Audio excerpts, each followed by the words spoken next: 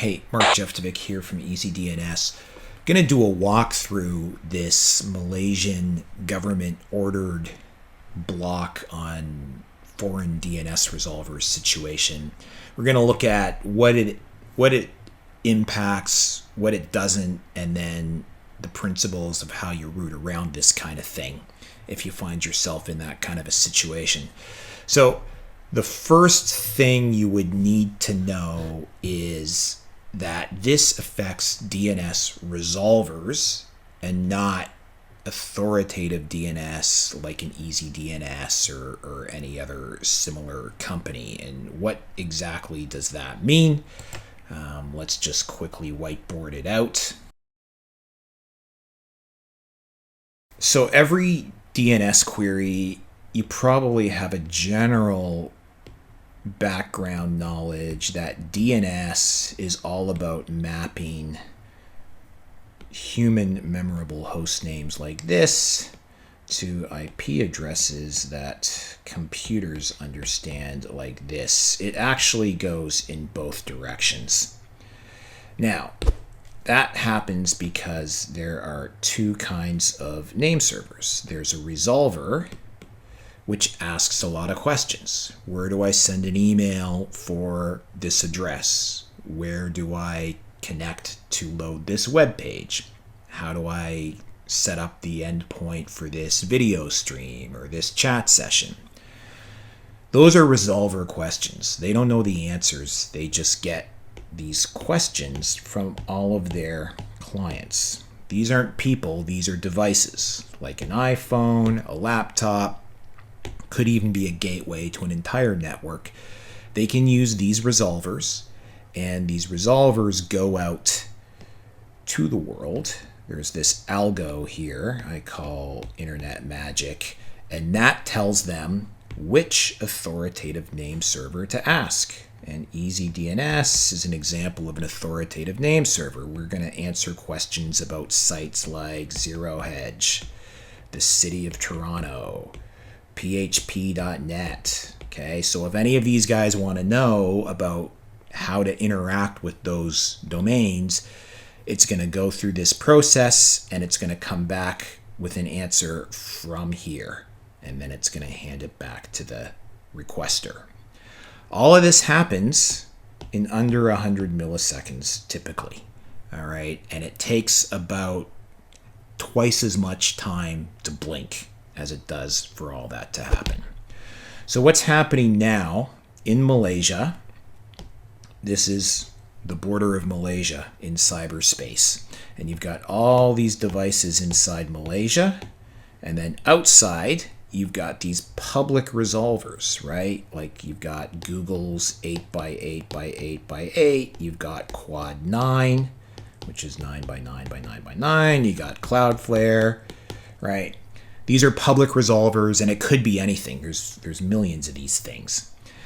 And so what the Malaysian government is saying is by September 30th, all of the ISPs inside Malaysia have to stop allowing queries through to these services, and they have to route them back to resolvers operated inside Malaysia.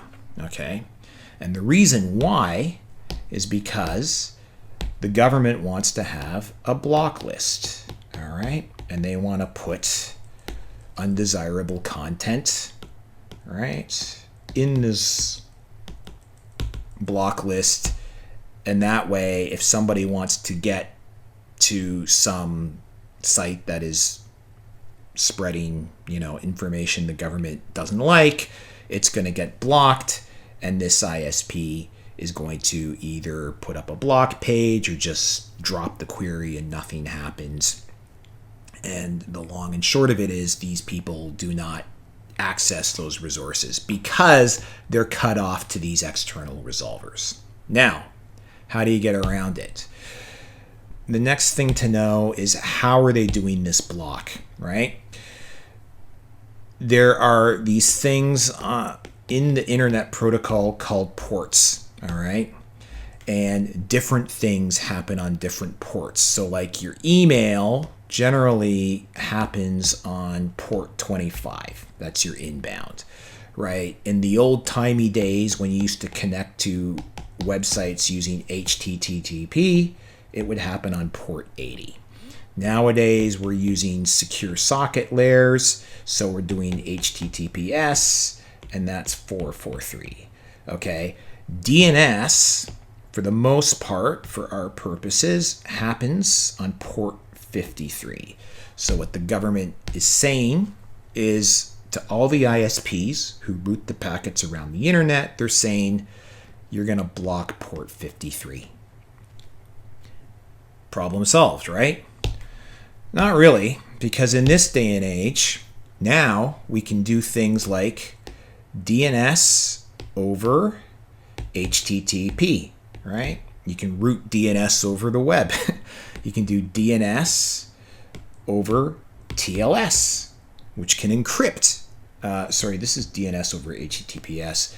DNS over TLS, right? DNS over HTTP, DNS over TLS, and these can actually happen on any port you want, okay? All you have to do is you have to configure your local device. Oops, I'm erasing, not writing. You have your local device and you say, I now want to ask my queries to this dot server over here, but I'm going to route it through some non-standard port. Actually, that's a really bad diagram, so let's just do a different one. So you got your device here, all right? You've got your block here on port 53. Nothing can get through. And you've got alternative servers outside that support DOH or DOT, and resolvers like Cloudflare and Google and Quad9 all support that protocol. So all you really have to do is set up your local device to just end run your resolver and go to a DOH server, or you can set up a VPS locally and put a DOH server on it. Or you can order a VPN somewhere, preferably outside of this barrier, and you just route all your DNS queries through there. There's a million different ways to do it, and it's not hard because nowadays with ChatGPT, you don't even really have to know what's going on. You can just, if you can copy and paste,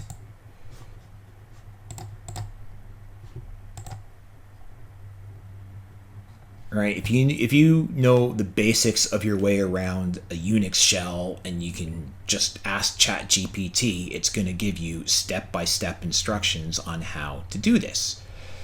So this is really an exercise in futility, and yet it's kind of the shape of things to come because governments are getting more desperate everywhere, which is why I wanted to do this video to just sort of explain how this kind of a thing works, all right?